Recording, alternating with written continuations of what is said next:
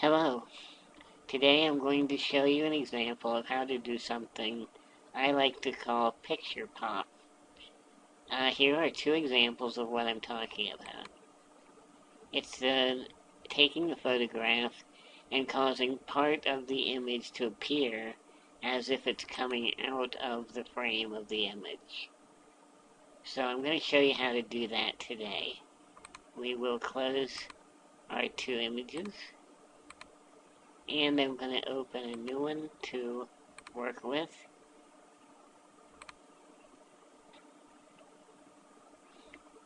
Let me dash back up to pictures and grab this photograph I found on the internet. Okay.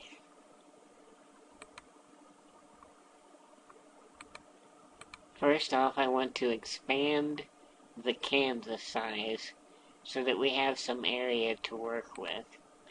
We're going to go to Image and Canvas Size, and I don't need it to be as wide or as high as it is wide. So I'm going to select Relative, and I'm going to change this to about 600, and this to about 100. And this will give me a border all around the photograph. Okay, I'm going to then pick the magic wand and click on this color so that it surrounds the image, and then I'm going to invert that selection, and I'm going to Layers, and I'm going to New Layer from Selection Cut. That is going to give me two layers. Let's turn off our selection. As you can see, the blue background and the photograph on its own layer. Now I'm going to show you how to lift part of this image onto its own layer, and that part will be the girl, and she will be the part that sticks out past the photograph border. So there are many ways to lift an image out of another image.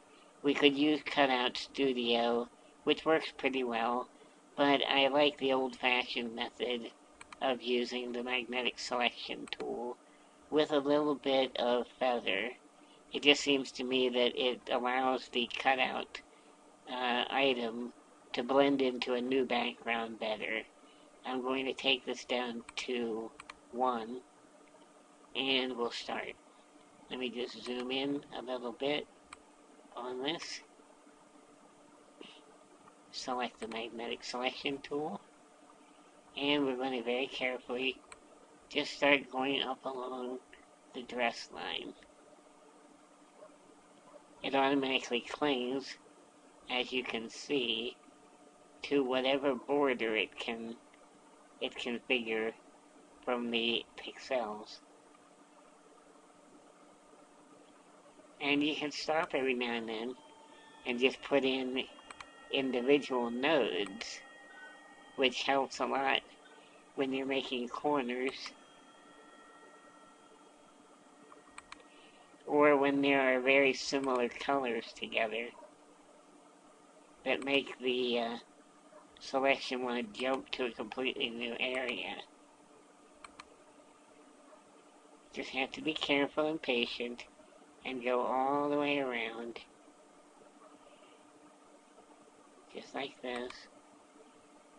We're getting a good line.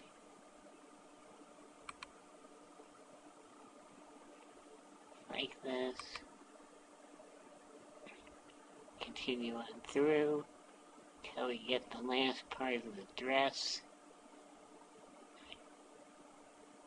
Then we're just going to put a straight line of nodes here at the bottom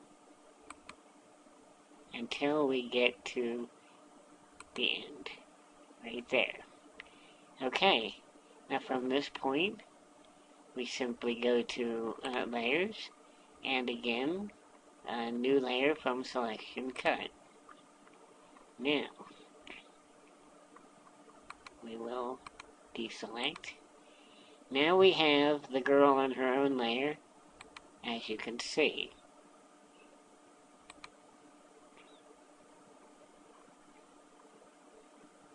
Don't worry about a lot of the rough edges because they can be cleaned up, or you'll probably not notice them at all actually once the image is done. Now that I have these two layers, I'm going to add a layer in between.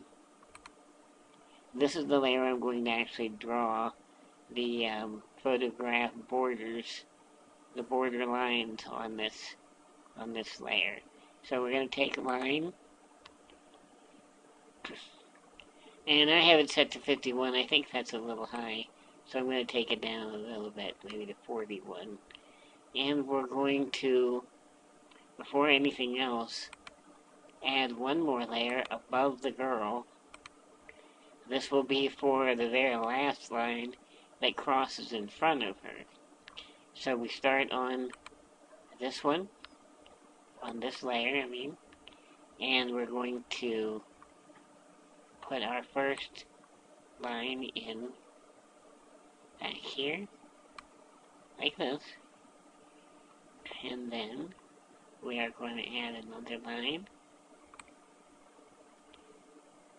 down like this,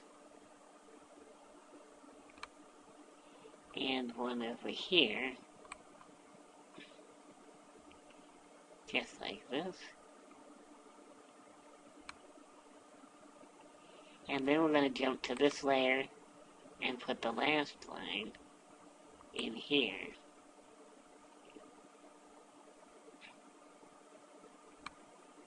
Like that. I'm going to quickly switch to the background, and I'm going to change this to a gradient of some kind, just to help us see what's going on with the image a little bit better. Okay. Now, we have our lines on this layer, and one of them on the very top layer. We need to go to this layer now, and simply erase a good chunk of this background. Just erase it. Erase it down to the border here. Don't go beyond the border, of course.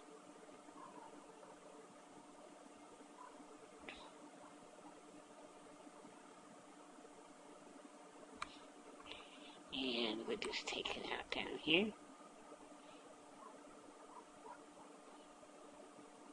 Just like this.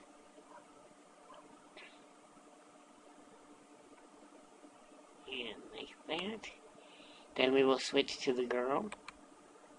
And we will take out her dress at the bottom. Still have one more piece here. Like that. Now you'll be more careful, of course, and I should have fine-tuned my selection around the girl a little bit better than that. But you get the general gist of the idea, and if you want to group certain layers together and add a shadow to the background, you can do that as well. So that's basically how you create a picture pop.